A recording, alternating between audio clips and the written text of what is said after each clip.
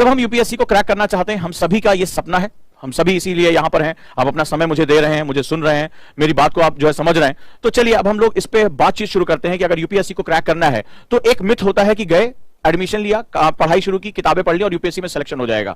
लेकिन जैसे जैसे आपका समय बीतता है, जितना मेरा अनुभव है बच्चों के साथ, जैसे जैसे आप इसमें अंदर जाते हो, उसमें आपको दिखाई पड़ता है कि बहुत से चैलेंजेस आपके सामने आते हैं, एक ऐसी परेशानियां सामने आती हैं जिनके बारे में ना कभी किसी ने बताया था, ना किसी को आप बता सकते हो।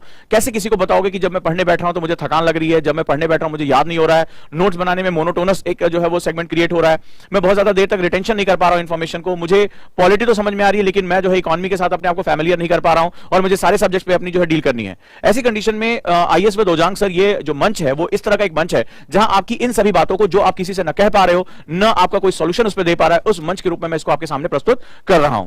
अब जब मैं स्टेप बाय स्टेप, ये एक बहुत लंबी श्रृंखला है, इसमें मैं हर चीज को इस बार लेकर आ रहा हूं और दुनिया की जो बेस्ट प्रैक्टिसेस है एग्जाम को क्रैक करने की, वो सारी की सारी इसके साथ आपको डेली देखने को मिलेगी। लेकिन हम शुरू करते हैं कि मेरा ये जो श्रृंखला है वो किस रूप में आपके सामने आएगी। और यूपीएससी के लिए जब आप पर्सनालिटी शब्द यानी व्यक्तित्व शब्द का इस्तेमाल करते हो तो सावधानी से, आपको 4 चीजों की बड़ी डिमांड होती है, 4 चीजों की, ध्यान से इसको लिखते जाओ और इसको मनन और चिंतन करना आपकी जिम्मेदारी है। सबसे पहली बात होती है, हमें एजुकेशन सेट की जरूरत पड़ती है, यानी कि हमें शैक्षिक स्तर को बनाए रखने की आवश्यकता पड़ती है। मैंने यहां पर वर्ड एजुकेशन यूज किया है। एजुकेशन और लिटरेसी में बहुत अंतर होता है। एजुकेशन जो होता है वो पहली शर्त होती है नॉलेज के लिए। एजुकेशन जहां पर जब हम इस शिक्षा शब्द को इस्तेमाल करते हैं तो हम यहां पर यह देखते हैं कि यहां पर विचारशीलता, यानी कि आपके पास एक विचारशीलता का होना बहुत जरूरी है। मतलब क्या है इस विचारशीलता का? अगर इस बार आपने मेंस का पेपर देखा होगा जो अभी 2-3 दिन पहले हमें आया, वहां पर आप लोगों ने जो एक बहुत ही महत्वपूर्ण सेगमेंट है वो आपने देखा कि विचारशीलता किसे कहते हैं। विचारशीलता का मतलब होता है, इस बार जो आपने क्वेश्चन देखा, फॉर एग्जांपल एक क्वेश्चन आया था कि भारत में जो शहरीकरण है, इस बार मैं एक क्वेश्चन आपसे डील कर रहा हूं कि भारत में जिस तरह से महानगर बढ़ते चले जा रहे हैं, अर्बन स्प्रॉल बढ़ता चला जा रहा है, वो लिविंग एनवायरमेंट में किस तरह से दुष्प्रभाव डाल रहा है और इसके बचाने से क्या उपाय आप लेकर आ सकते हैं। लिविंग एनवायरमेंट यानी कि जीवित पर्यावरण से क्या तात्पर्य है, तो यहां पर जो उसने कुछ स्पष्ट नहीं किया है और उसने बताया कि किस तरह से अर्बन स्प्रॉल यानी कि महानगरों का फैलना वो जो लिविंग एनवायरमेंट है उसको दुष्प्रभावित कर रहा है और आपसे पूछ रहा है कि आप उपाय क्या बताओगे। जब आप इस प्रश्न को विचार करोगे, ये कहीं किताब में ऐसे लिखा हुआ नहीं मिलेगा, ये कहीं पर जो है वो किसी लेक्चर नोट्स में छपे हुए नहीं मिलेंगे, इसके लिए आपको अपने क्लास के आर्गुमेंट्स को जोड़ना पड़ेगा। ये कोई रटा रटाया सेट नहीं होगा। यहीं पर सबसे बड़ी गलती होती है हमारे स्टूडेंट से। वो क्या होता है, उसको लगता है कि एक सिलेबस नाम की चीज होती है। जैसे यूनिवर्सिटी में एग्जाम देने जाते हैं तो भाई 5-10 साल का पेपर कर लिया और उसी में से क्वेश्चन आ जाते हैं, पासिंग मार्क मिल जाता है या जितने मार्क्स मिलने होते हैं अपना आ जाता है, बी कॉपी सी कॉपी भर दिया तो बढ़िया नंबर हमें मास्टर साहब दे देंगे। यहां पे दिक्कत ये है, यहां पर तो एक तो शब्द सीमा होती है कि आप इतने वर्ड में ही लिखेंगे, स्थान की सीमा होती है। दूसरा, इसमें जो प्रश्न होते हैं वो डायरेक्ट प्रकृति के होते ही नहीं है। आपसे थोड़ा पूछ रहा है कि पर्यावरण से आप क्या समझते हैं, शहरीकरण से क्या तात्पर्य है, बताइए पर्यावरण को नुकसान पहुंचाने में शहरीकरण का योगदान क्या है। ये ग्रेजुएशन का क्वेश्चन हो सकता है, ये आपके यूनिवर्सिटी आपके कॉलेज का क्वेश्चन हो सकता है, ये यूपीएससी का क्वेश्चन नहीं है। क्योंकि यूपीएससी आपसे सिर्फ सिलेबस को पूरा करने की डिमांड नहीं कर रहा, वो आपसे एजुकेटेड होने की बात कर रहा है। एजुकेटेड का मतलब होता है, वो कहता है अपने सिलेबस में कि आपको जो है वो विचारशील होना पड़ेगा, आपको थॉटफुल प्रोसेस में जाना पड़ेगा और आपको 2 अलग अलग डायमेंशन को या 2 से ज्यादा डायमेंशन को जोड़ने की क्षमता आपके अंदर होनी चाहिए। यानी कि जो सबसे पहले रिक्वायरमेंट है वो आपसे ये नहीं कह रहा है कि आप गोल्ड मेडलिस्ट हो, ना बाबा, कुछ नहीं, आपसे गोल्ड मेडलिस्ट की बात भी नहीं कर रहा है, आपसे ये भी नहीं कह रहा कि आप टॉप क्लास जो है कॉन्वेंट स्कूल में पढ़ के आए हो या फलानी जगह पढ़ के, ये भी नहीं कह रहा है। जो चीज आपसे कह रहा है वो ये कह रहा है कि जब आप यूपीएससी की आप जो है वो सिलेक्शन प्रक्रिया में शामिल होना चाहते हैं तो आपको अपने आसपास होने वाली समस्त चीजों के प्रति विचारशीलता होनी चाहिए। अर्थात विचारशीलता कहां से आती है, बहुत महत्वपूर्ण है। सबसे पहला आता है ये क्या बात हो रही है, दूसरा क्यों हो रही है, किसके लिए हो रही है, यानी कि you have ability to ask the questions. विचारशीलता कहां से आती है, क्वेश्चन से। यूपीएससी अदापा कार्तिक जो थे, जब उन्होंने यूपीएससी को टॉप किया तो उन्होंने पूछा गया कि आपकी सफलता का राज क्या है। उन्होंने कहा कि मेरे पास 6 नौकर हैं, ये 6 सेवक ने जो है वो मेरे लिए काम किया और मुझे आईएएस बना दिया। तो लोगों ने कहा अच्छा ऐसा कैसे हो सकता है, 6 नौकर कौन से हैं? उन्होंने कहा क्या, क्यों, कैसे, कब, किसके लिए, ये जो है वो मेरे पास जो है वो कुछ ऐसे प्रश्नों का सामुच्चय है जब मैं हर चीज के पीछे लगा देता हूं और जो मुझे मेरे टीचर पढ़ा रहे हैं, जो बुक्स मुझे बता रही हैं, उसके पीछे मैं विचारशीलता पैदा करता हूं, उसके पीछे मैं थॉट प्रोसेस एस्टैब्लिश कर देता हूं कि आखिर मैं क्या पढ़ रहा हूं, क्यों पढ़ रहा हूं, किसके लिए पढ़ रहा हूं, इसका उद्देश्य क्या है, पर्पस क्या है मेरा पढ़ने का। और जब मेरे पास ये सेट क्रिएट हो जाता है, यानी कि मैं किसी भी चीज को पढ़ने से पहले मैं गांधी पढ़ रहा हूं, नेहरू पढ़ रहा हूं, स्वतंत्रता आंदोलन पढ़ रहा हूं, मैं भारत की जो है वो संसाधन पढ़ रहा हूं, तो मैं एक क्वेश्चन सेट तैयार करता हूं कि पर्पस क्या है मेरा पढ़ने का, क्या टॉपिक है पढ़ने का, मैं इसको क्यों पढ़ने जा रहा हूं, पढ़ने के दौरान हेडिंग्स क्या है, इन हेडिंग्स का उद्देश्य क्या है,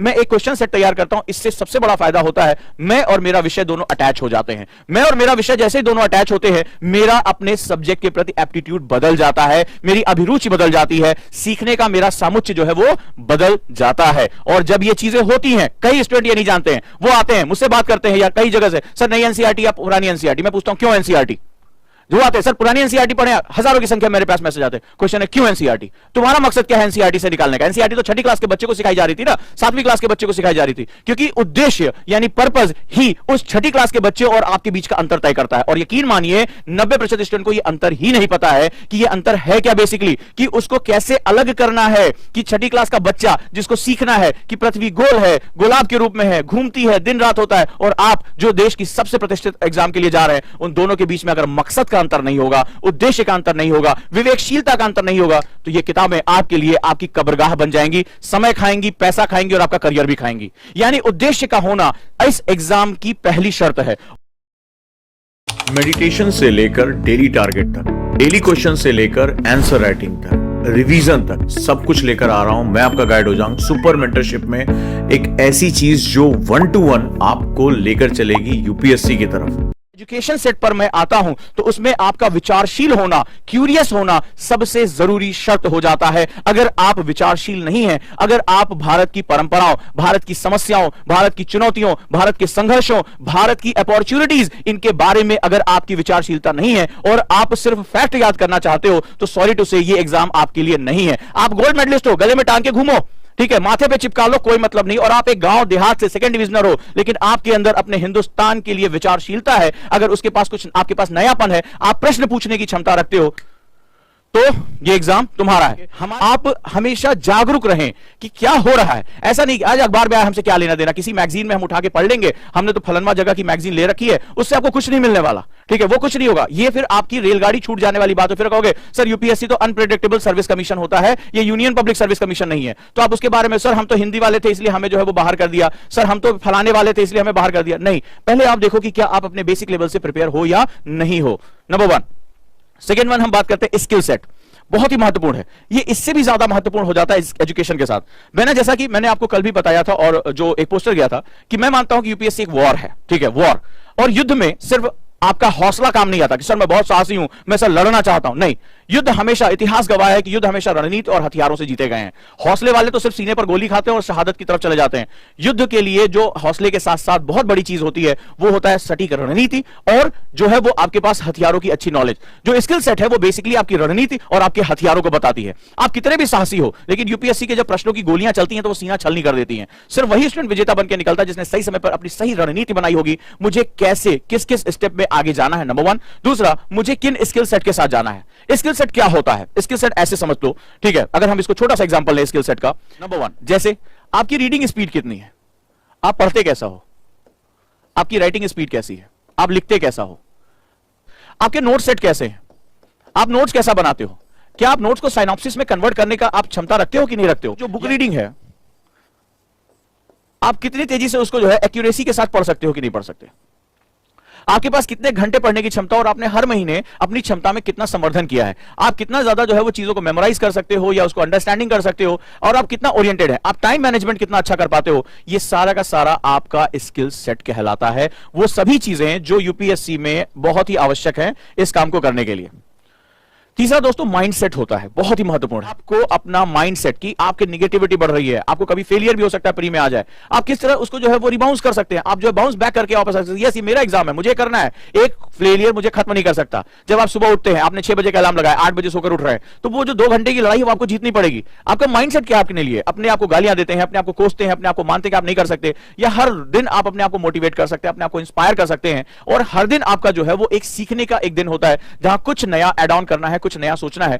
तो अपने टीचर के प्रति, अपने नोट्स के प्रति, अपने बुक्स के प्रति, अपने सराउंडिंग्स के प्रति, आप अपने लक्ष्य के प्रति आपका माइंडसेट क्या है, ये एक बहुत बड़ी विधा होती है जो हमें डे टू डे लाइफ में हमें बहुत मदद करती है। ये हमें नष्ट भी कर सकती है, ये हमें बना भी सकती है। वो स्टूडेंट जो सुसाइड कर लेते हैं या जो एक फेलियर होने पर अपना जीवन अंत कर देते हैं, वो भी एक माइंडसेट के शिकार होते हैं। वो जो 5वीं 6ठी अटेम्प्ट में भी जो है वो आईएएस टॉप करते हैं, आईएएस में आते हैं, वो भी एक माइंडसेट के लोग होते हैं। सवाल ये माइंडसेट हमारी जीत और हार के बीच का अंतर तय करता है। ये उस समय हमें काम आता है जब हम बहुत अंधेरे में होते हैं, सारे लोग हमारा साथ छोड़ चुके होते हैं। ये माइंडसेट हमें बताता है कि हमें इस घड़ी में हार की सबसे गहरी क्षणों में मुझे जीत कहां से लेकर आनी है, ये उसके बारे में बात करता है। तो इस पूरी कहानी में माइंडसेट बहुत जरूरी होता है और इसको डेवलप करने के लिए जो अफर्मेशंस होती हैं, जो बेसिक प्रैक्टिसेस होती हैं, उसके बारे में धीरे धीरे मैं आपसे बात करता रहूंगा। और इसके बाद होता है स्पिरिचुअल सेट। जी हां, यूपीएससी में आप एक बात ध्यान रखिएगा, यूपीएससी में जब भी आप शुरुआत करते हैं तो कई बार मैंने जो नोटिस किया है आज के समय में, खासतौर पर सोशल मीडिया के टाइम में, आपने किसी का वीडियो देख लिया, अरे फलाने ने फर्स्ट अटेम्प्ट में टॉप किया, सबसे कम उम्र में आईएएस बन गया, वो तो केवल जो है वो 4 किताबें पढ़ता था, उसने किसी की मदद नहीं ली, इसी तरह के टाइटल्स होते हैं ना,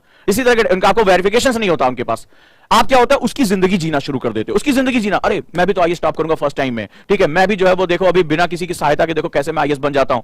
लेकिन आपको अपने बारे में नहीं पता। और स्पिरिचुअल सेट बताता है कि जब आप किसी दूसरे की जिंदगी जीना शुरू कर देते हो तो आप अपने साथ विश्वासघात करते हो। तो मैं बार बार ये बात कहता हूं, क्यों मैं ये बात कह रहा हूं, क्योंकि सपना आपका है। अगर आपने सपना देखा आईएएस बनने का तो कीमत भी आप चुकाने जा रहे हो, और दूसरे की आंखों से देखे हुए सपने की कीमत आप नहीं चुका सकते, ये बात याद रखना। क्योंकि सपने चुकाने के लिए आपको बहुत बड़ा त्याग करना पड़ेगा, बहुत ज्यादा अपने आप को झोंकना पड़ेगा, जलाना पड़ेगा। और जब आप इस तरह झोंकने और जलाने की प्रक्रिया में शामिल होते हो तो निश्चित रूप से ये बात मान के चलिए कि उस समय तकलीफ बहुत गुजरनी पड़ती है। आपको सुबह जल्दी उठना पड़ेगा, जाड़े में सुबह ठंडा पानी आपको अपने मुंह पे मारना पड़ेगा, देर रात तक पैर जब गलने लगेंगे तो आपको बैठकर पढ़ना पड़ेगा, पीठ में जब दर्द होगी तो आपके होगी, और जब आंखों में चुभन और दर्द होता है ना तो मुंह पे पानी मार मार कर जो है वो उस किताब के सामने बैठना, अपने आप को झोंकना, याद करना, ये सिर्फ आप करेंगे, दुनिया में कोई नहीं, आपका सगा संबंधी, आपके मां बाप भी ये काम नहीं करेंगे। ये तकलीफ व्यक्तिगत है, ये जो पेन है वो पर्सनल है, और जब पर्सनल पेन वही डील कर सकता है जिसके सपने यहां नहीं यहां जलते हैं। उसके दिल में जब उसके सपने जल रहे होते हैं तभी वो जाग सकता है, नहीं तो 10 बजे रजाई में जैसे पैर गर्म हुआ, लंबे हो गए, सुबह देखेंगे यार आज क्या पढ़ना है, तो फिर बाद में क्या होता है, डिमांड सप्लाई गैप होता है, स्ट्रेस होता है और कहता है यार यूपीएससी हमारे लिए नहीं है। ठीक है, ये सच्चाई आपकी और ये व्यक्तिगत चीजें हैं। स्पिरिचुअल सेट आपको रोज अपने आप को शुद्ध करने का तरीका देता है। जब हम इस प्रक्रिया में आते हैं, विचार 86,000 विचार पर डे हमारे दिमाग में आ रहे हैं और उसमें से निगेटिव विचार हमारा दिमाग बहुत तेजी से खींचता है, निगेटिविटी हर पल हमारे साथ चल रही होती है। तो ये स्पिरिचुअल सेट होता है, वो जब शांत होकर अपने आप को आप याद दिलाते हैं, अपने आप को आध्यात्मिक रूप से शुद्ध करते हैं, अपने आप को जब शुद्ध करते हैं कि ये मेरा सपना है, मुझे इसको अपने सबकॉन्शियस माइंड तक भेजना है, मुझे ये समझना है कि मुझे इसकी कीमत चुकानी होगी, और आप निगेटिव से निगेटिव हलचलों में भी आप शांत बने रहते हैं। जब आप इस पूरी यात्रा को बहुत शांति के साथ जो है आगे बढ़ाते हैं, बड़ी से बड़ी तकलीफ आ जाए, कुछ भी हो जाए, और आप स्थिर जब बने रहते हैं, दृढ़ बने रहते हैं, मजबूत बने रहते हैं, तो जीत आपकी होती है।